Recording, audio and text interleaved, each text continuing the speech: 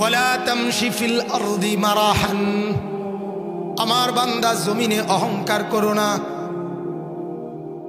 ইন্নাকা লান তাখরিকাল আরদা, রব্বুল আলামিন বলেন বান্দা অহংকার করে জোরে হাঁটতেছ, যত জোরেই হাঁটো না কেন আমার এই জমিন তো তুমি তোমার পাও দিয়া ফাটাইতে পারবা না। হ্যাঁ, তাইলে বড়াই করো কেন, অহংকার কেন করো? ইন্নাকা লান তাখরিকাল আরদা, জমিন তো তুমি ছিদ্র করতে পারবা না। অথচ রব্বুল আলামিন বলেন আন্না সাবাবনাল মাআ সাব্বা সুম্মা শাকাকনাল আরদা শাক্কা। আল্লাহ বলেন বান্দা শোনো, তোমার এই শক্ত মজবুত পাও দিয়ে যত জোরে থাপ্পড় মারো লাথি মারো জমিন তো তুমি ফাটাইতে পারো না। আর এক ফোঁটা বৃষ্টির পানি দিয়ে, কুয়াশার পানি দিয়ে আমি রব্বুল আলামিন আমার এই জমিন চালনির মতো ছিদ্র ছিদ্র করে ফেলি। তো কোরআন,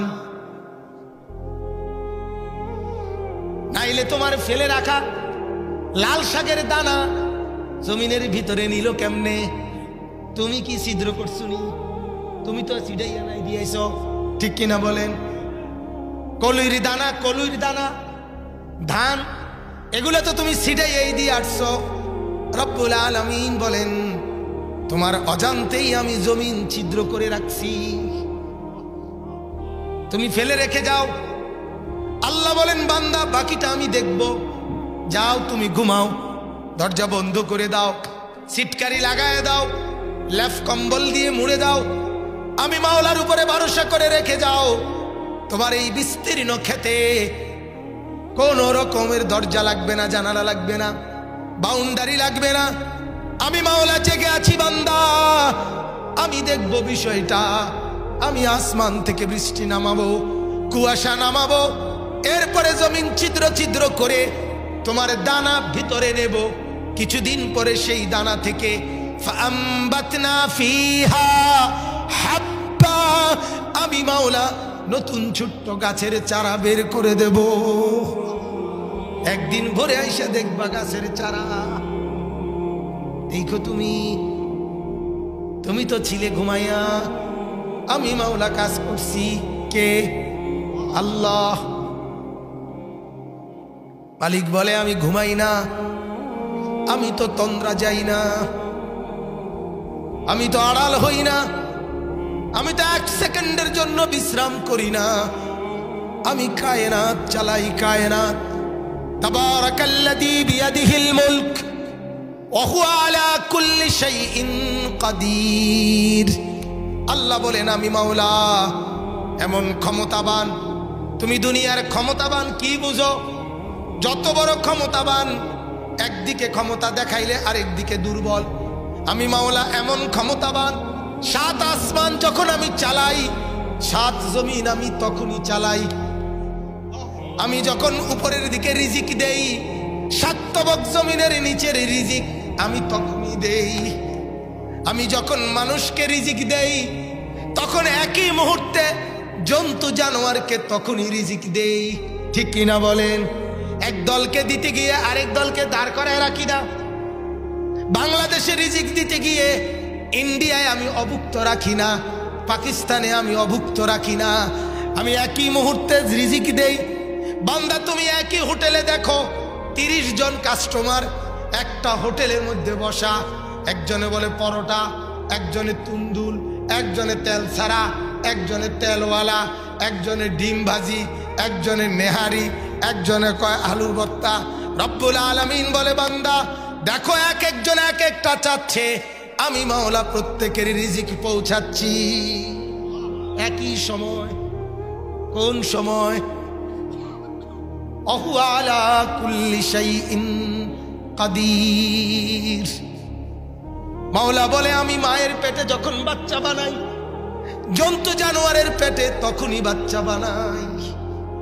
আল্লাহ বলেন আমি এক মার পেটের বাচ্চা যখন নাক লাগাই, আরেক মায়ের পেটের বাচ্চায় কান লাগাই, আরেক কানে আমি দাঁত লাগাই। কারণ সব মায়ের তো সমান না। কোনো মায়ের 3 মাস, কোন মায়ের 6 মাস, কোন মায়ের 4 মাস, এক এক মায়ের তো এক এক সময় যাচ্ছে। এজন্য আমি মাওলা একই সাথে এখন নাক লইছি, শুধু নাক লাগাই এমন না, একই টাইমে সবটা করি। এমন করতে পারি বলেই তো আমি আল্লাহ। ডাক দাও বাপ আল্লাহ, বলো না আল্লাহ, জোরে ডাকো বান্দা আল্লাহ। সুবহানাল্লাহ, আলহামদুলিল্লাহ, আল্লাহু আকবার, লা ইলাহা ইল্লাল্লাহ। আল্লাহকে ডাকা তো মজা না, বহুত। যুবক তুমি ডাইকা দেখো না, 18 ঘন্টা তো নর্তকী দেখলা, উলঙ্গ ছবি দেখলা, যে দূর মজা পাইছো সেটাও এক পাশে রাখো। আর আমার মালিককে তুমি 10 মিনিট একাকি ওযু করে তাসবিহ নিয়ে আল্লাহকে একটু ডাইকা দেখো না। আমি গোলাম কসম করে বললাম, মালিকের ডাকে তুমি মজা বেশি পাই। দেখো না, দেখো না, আল্লাহকে ডাইকা মজা পায়, আল্লাহকে ডাইকা মজা। আল্লাহ আমাদেরকে বুঝার তৌফিক দান করুন। তো আমার ভাই বলতেছিলাম, জমিনের এই পিঠ তো খুব বুঝলেন, জমিনের ওই পিঠে কবর আপনার, সে ঘরটা সাজাইবেন না, ওই ঘর খালিই থাকবে। অথচ আশ্চর্যের কথা হলো, মাটির উপরে যে ঘর আপনি সাজাইতেছেন, এই ঘর আপনি একা না সাজাইলেও চলতো। ছেলেরা আইসা, নাতিরা আইসা বাকিটা করতে পারতো না ভাইয়া? বাপে ভিড়ে বাইন্ধা গেছে, ফুতে আইয়া বিল্ডিং করছে, নাতি আইয়া ফার্নিচার, সব ঘর পুরাইছে, এমন হয় না? কথা বলেন হয় কিনা? কিন্তু রব্বুল আলামিন বলে, বান্দা এ ঘর তো 3 পুরুষ মিলে সাজাইতে পারতো, এই ঘর তো তুমি একা না শেষ করলেও চলতো। কিন্তু আমি মাওলা যেই কবরের ঘর দিছি, সে ঘর বান্দা তুমি একা না সাজাইলে তোমার মৃত্যুর পরে আর কেউ সাজাইবে না। হ্যাঁ, তোমার ঘর যদি তুমি না সাজাও, তোমার ছেলে কি তোমার কবরের ঘর সাজাবে কিনা বলো? কিন্তু এই ঘর তো তুমি সব ফার্নিচার না কিনতে পারলেও চলবে। তুমি শুধু ইট গাইতা যাও, ছেলে আইসা আস্তর করবে। যে ঘর আমার একা সাজাবার কথা, সে ঘরে আমার কোনো সাজ নাই। যে ঘর আমি একা না সাজাইলেও চলতো, সে ঘরের জন্য আমার ব্যস্ততার শেষ নেই। এই ঘর যদি সাজে সোফা দিয়ে, ওই ঘর কবরের সাজে আল্লাহর কসম সেজদা দিয়ে। এই ঘর যদি সাজে খাট আর পালং দিয়ে, ওই ঘর সাজে মাওলার জিকির দিয়ে, তাসবিহ দিয়ে, নবীর দুরুদ দিয়ে, কোরআনুল কারীমের তেলাওয়াত দিয়ে। এটা সাজে এক জিনিস, ওইটা সাজে আরেক জিনিস দিয়া। তো আপনি তো এই ঘরের প্রতি ব্যস্ত। আমারে বুঝাইতে আছে, হুজুর ক্যান্টনমেন্ট থেকে ময়মনসিংহ থেকে প্রত্যেকটা ট্রাক বালু নিজে গিয়া গায়ে খাইটা বালু দিয়ে আনছে, বিল্ডিং যাতে ময়মনসিংহের থেকে আমরা বালু আনছে নিজে গিয়া। এরপর আর হনে নারোয়ার সাহায্য কথা হলো, বালু আইনা আবার হাউস করছে, কইরা এই বালুডি সব ধুইছে, এই বালুগুলা সব ধুইছে, ধুইয়া এরপরে হুগাইছে, এরপরে ওই বালু দিয়ে আস্তে যাতে করে বিল্ডিং কি হয় একটা মানে বালুটার ভিতরে। আমি পরে বললাম হাসতে হাসতে, ভাই আপনার কথা শুনে আমার মনে হয়েছে আর বালুডিরে ভালো করে ধুইছেন, ভালো হয়েছে, যাতে বালুর মধ্যে কোনো বালুই না থাকে, এই জন্য ভালো করে ধুয়ে। কথা বুঝছেন না? মানুষের দুইয়ালয় কিনলে যা, যাতে করে কোনো কি না থাকে, বালু চালু না থাকে। তা আপনি বালুটিরে ভালো করে ধুইছেন, যাতে করে বালুর মধ্যে কোনো কি না থাকে, বালুয়ে না থাকে। নাহলে বালু কীর্তন দিচ্ছেন, বালু কীর্তন দিচ্ছেন। আমি আপনার মতো বেকু আড়ে বাজারে উড়িনি। না না, এখন নতুন করে একজন না, অনেক লোক, অনেক মানুষ বালু দোয়, আস্তরের বালুটা দুইয়া দিলে বালা একবারে একটা কণাও পড়ে না, মানে একটা সামান্য কিছু এটার মধ্যে থাকে না আর কি। এ ঘরে যে ছেলেটা শুইবে সে এক ওয়াক্ত নামাজ পড়ে না।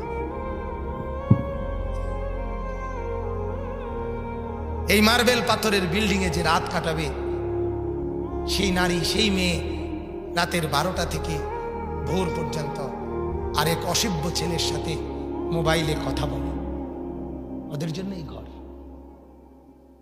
এই ঘরে যে শুইবে সেই বিবি রাতের 2টা পর্যন্ত টেলিভিশনে নর্তকীর ছবি দেখে, হিন্দি সিরিয়াল দেখে, ওরা থাকবে এখানে।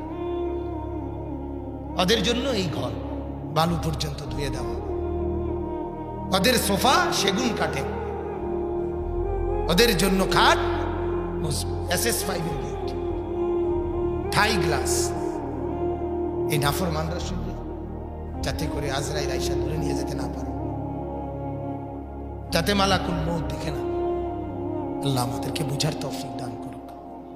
আমার বাপ তো, আমি বলতেছিলাম এই কথাটা আপনাদেরকে, এটুকু ফিকির অনুভূতি জাগানোর জন্য আমাদের আশা, বক্তা পরিচয়ের জন্য।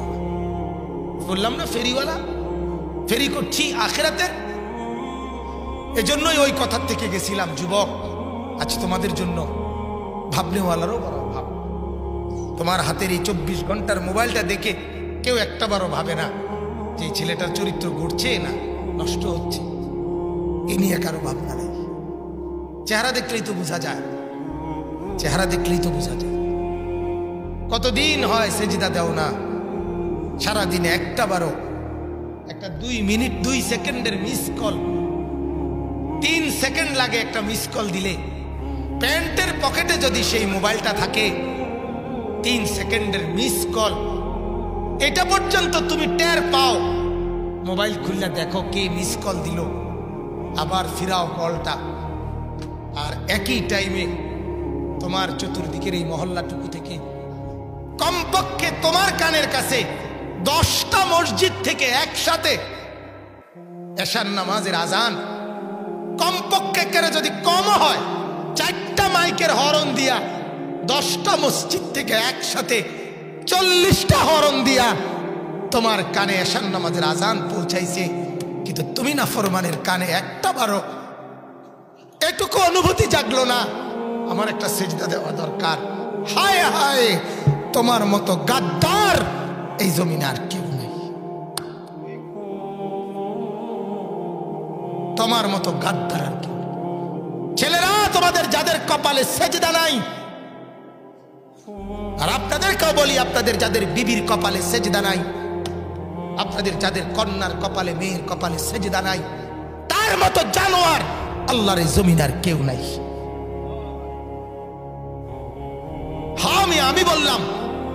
আমি বললাম সেজদাবিহীন মানুষ মানুষ থাকে না, সেজদাবিহীন মানুষ জানোয়ার হয়, জানোয়ার হয়, জানোয়ার। আপনার কাছে যদি ভিন্ন যুক্তি থাকে আপনি বলেন।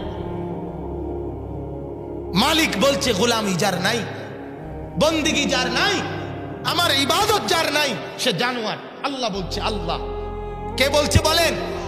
তো বানানেওয়ালা বলে, আরে কোম্পানি বলছে, কোম্পানি যে বানাইছে কোম্পানি বলছে তুই জানোয়ার। তুই বল, তুই মানুষ কিভাবে?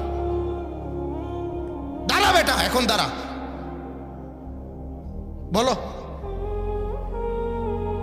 কোম্পানি বলছে, বানানেওয়ালা না, বানানেওয়ালা কে? তিনি বলছে উলাইকা কাল আনআম, সে জানোয়ার। এবার যদি তুমি বলো আল্লাহ কোনো পার্থক্য নাই বুঝি, কি কইলেন? জানোয়ারের মাঝে আর আমার মাঝে কি কোনো পার্থক্য নাই? আল্লাহ বলেন আছে। কি আছে? আছে, পার্থক্য আছে। হলো এই, ওইটা হইল জানোয়ার, তুই হইলি জানোয়ারের থেকে নিকৃষ্ট, এইটা হলো পার্থক্য। এমনিতে দূর কইছিলাম তো লারা দিস তো বাইরে, কথা বোঝেন নাই। প্রথম তো জানোয়ার বলছিলাম, তুমি জানতে চাইছো পার্থক্য নাই? আছে, ওইটা জানোয়ার, এটা আদল। এটা কি আদল? বালহুম আদল। আল্লাহ বলছে এটা জানোয়ারের চাইতে নিকৃষ্ট। এটাই পার্থক্য। আল্লাহ বুঝার তৌফিক দান। এরপরেও যদি লজ্জা লাগে, অনুভূতি লাগে মুসলমান, তো সেজদা করো। অনুরোধ রইল, অনুরোধ। আমি সবসময় বলে নেই, আগে সত্য কথা বলার কারণে কারো গায়ে লাগুক বা পিঠে লাগুক বা কলজাত লাগুক, এটা দেখার বিষয়। আগে প্রথম কথা হইল, যদি ভুল তথ্য হয় তাহলে প্রতিবাদ করার অধিকার আছে। কথা বুঝেন নাই কথাটা? তাইলে প্রত্যাখ্যান করার অধিকার আছে। কিন্তু কোরআনুল কারীমের আয়াতের তরজমা, যদি প্রতিবাদ করো তো আল্লাহকে করো, আল্লাহকে করো। প্রতিবাদ করো তো রাসূলুল্লাহ সাল্লাল্লাহু আলাইহি ওয়াসাল্লামকে করো। নবী আপনি এটা কি শুনাইলেন? আপনারা এত মহব্বত করি, আপনি এটা কি তা শুনাইলেন? ঠিক কি না? আল্লাহ আমাদেরকে বুঝার তৌফিক দেন।